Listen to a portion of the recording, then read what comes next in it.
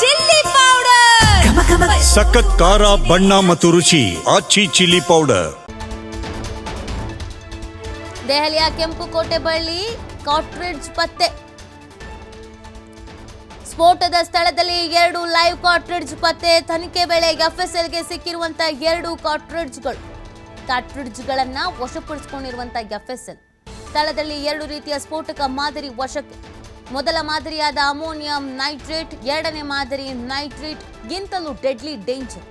Ammonium ನೈಟ್ರೇಟ್ಗಿಂತಲೂ ಹೆಚ್ಚು ಮಾರಕ ಆಗಿರುವುದನ್ನು ಕೂಡ ವಶಕ್ಕೆ ಪಡೆದುಕೊಂಡಿದ್ದಾರೆ ಅನ್ನೋದು ಗೊತ್ತಾಗ್ತಾ ಇದೆ.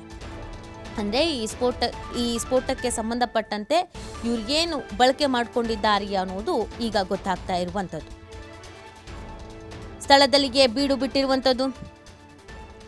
ಸ್ಥಳದಲ್ಲೇ ಬೀಡು ಬಿಟ್ಟು ಪ್ರತಿಯೊಂದರ ಬಗ್ಗೆಯೂ ಕೂಡ ಮಾಹಿತಿಯನ್ನು ಕಲೆ ಹಾಕುವಂಥ ಕೆಲಸವನ್ನ ಮಾಡಲಾಗ್ತಾ ಇದೆ. ಕಾಟ್ರೇಜ್ಗಳನ್ನು ವಶಪಡಿಸಿಕೊಂಡಿದ್ದಾರೆ ಎಫ್ಎಸ್ಎಲ್. ಸ್ಥಳದಲ್ಲಿ 2 ರೀತಿಯ ಸ್ಫೋಟಕ ಮಾದರಿಯನ್ನು ವಶಕ್ಕೆ ಪಡ್ಕೊಳ್ಳಲಾಗಿದೆ. ಅಂದರೆ ಈ ಸ್ಫೋಟಕ್ಕೆ ಏನು ಬಳಕೆ ಮಾಡ್ಕೊಂಡಿದ್ದಾರೆ ಅನ್ನೋದು ಗೊತ್ತಾದರೆ ಅದರ ತೀವ್ರತೆ ಹೇಗಿತ್ತು, ಏನು ಎತ್ತ ಅನ್ನೋದು ಗೊತ್ತಾಗುತ್ತೆ. ಎರಡನೇ ಮಾದರಿ ನೈಟ್ರೇಟ್ಸ್ಗಿಂತಲೂ ಕೂಡ ಡೆಡ್ಲಿ ಡೇಂಜರಸ್ ಅಂತೆ. ಅಮೋನಿಯಂ ನೈಟ್ರೇಟ್ಗಿಂತಲೂ ಕೂಡ ಹೆಚ್ಚು ಮಾರಕ ಅನ್ನೋದು ಗೊತ್ತಾಗ್ತಾ ಇದೆ.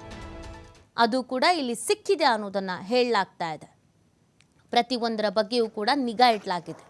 ಇವರಿಗಿದೆಲ್ಲ ಎಲ್ಲಿಂದ ಸಪ್ಲೈ ಆಗ್ತಾ ಇತ್ತು ಅದು ಇಂಪಾರ್ಟೆಂಟೇ, ಯಾರು ಸಪ್ಲೈ ಮಾಡ್ತಾ ಇದ್ರು ಅನ್ನೋದು ಇಂಪಾರ್ಟೆಂಟೇ.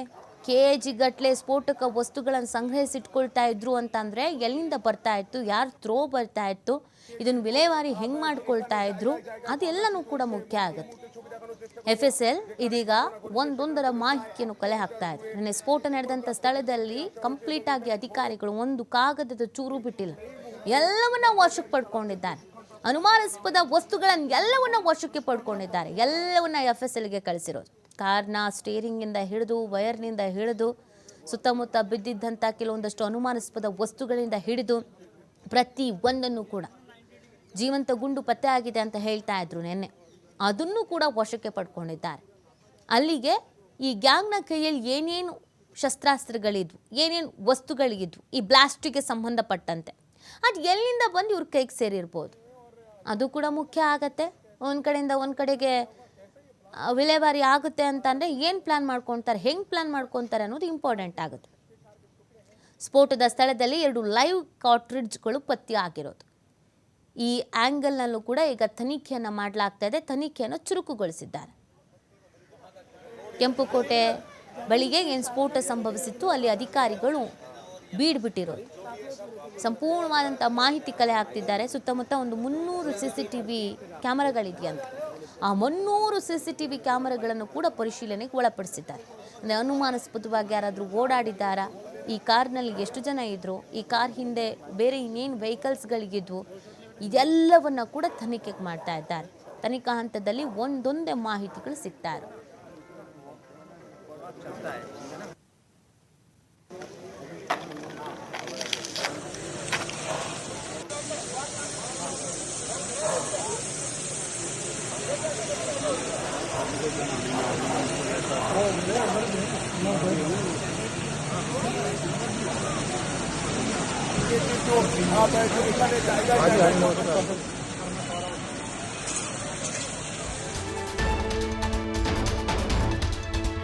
ದೆಹಲಿಯ ಕೆಂಪುಕೋಟೆ ಬಳಿ ಸ್ಫೋಟ ಪ್ರಕರಣ. TV5ಗೆ ಕಾರು ಸ್ಫೋಟದ ಮತ್ತೊಂದು ದೃಶ್ಯ ಲಭ್ಯ.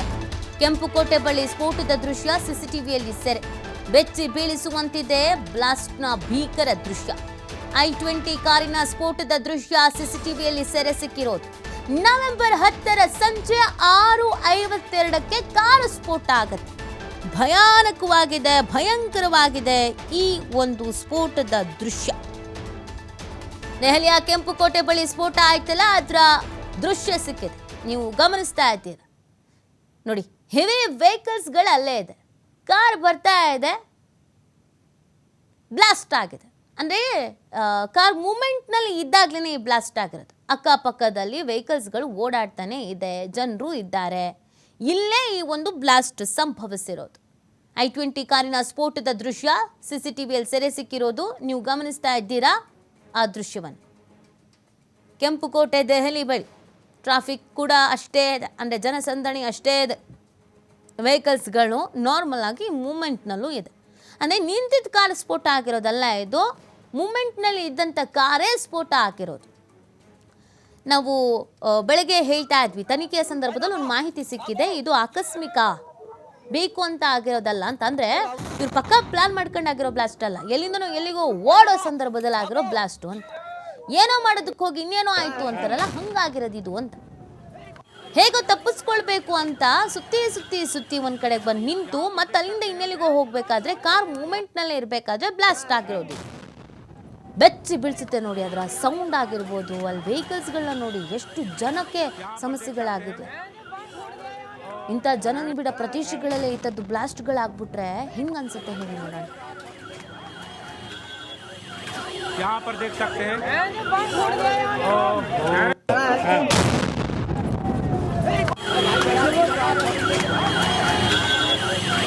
यहाँ पर देख सकते हैं,